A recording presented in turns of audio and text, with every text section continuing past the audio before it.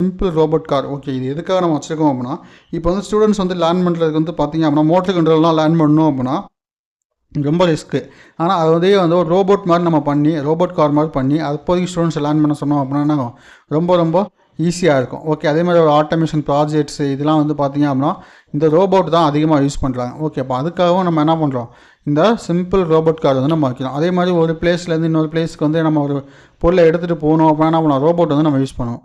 Okay, அதுதான் இங்கே robots are becoming increasingly common in education, automation and entertainment, but beginners often find it difficult to understand how they work.